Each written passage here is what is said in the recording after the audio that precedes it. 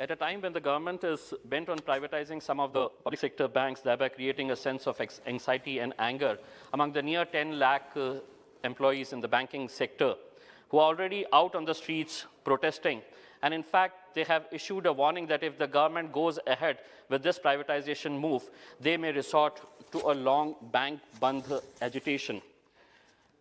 Madam Finance Minister, you said in your budget speech, and if I can recall correctly, that along with IDBI, 2 public sector banks will be privatized. Now, which are those 2 banks?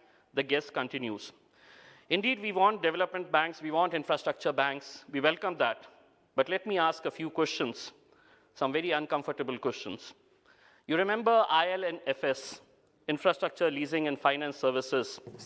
Now, this was a private sector company, and when it defaulted in payment obligations to banks that it had taken loan from, that time, the total NPAs of IL&FS was around 1 lakh crore. To be precise, 98,000 crores. Now, please explain, ma'am, to this august House, who had taken the decision, when and why it was taken to stand guarantee for a private finance company. Please explain, didn't the government of India, just because it stood guarantee, rather sovereign guarantee, it had to pay a whopping sum to ADP and KFW in dollars and euros, and that amount, I'm told, was paid from the contingency fund so that no discussion takes place. That was a very clever move.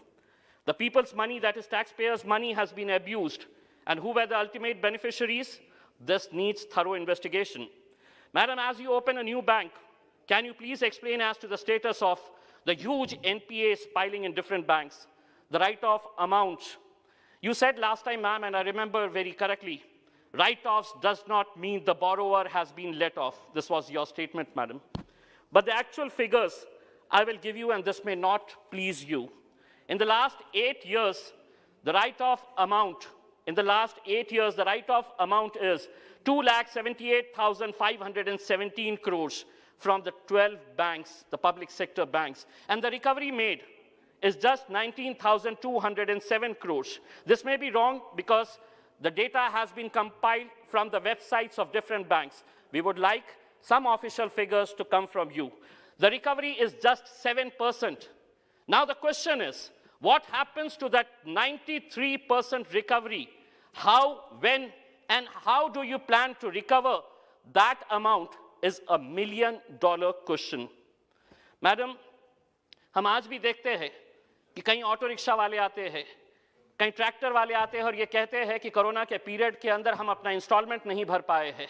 Bank वाले कह रहे हैं कि आपको auto seize कर लेंगे, tractor seize कर लेंगे, किसी ने छोटा लोन लिया है तो उनको परेशान किया जा रहा है। इस मुल्क के अंदर 2 कानून कैसे हो सकते हैं? उन गरीबों के लिए एक अलग कानून हो सकता है और उन धन्ना सेठों के लिए एक अलग कानून जो हमारा पैसा लेकर आज विदेशों के अंदर बैठे हुए हैं। My humble request to you madam is, please get all the Modis, the Niro Modis, the Lalit Modis, the Malyas back into this country. They have taken our money and just vanished right under your nose.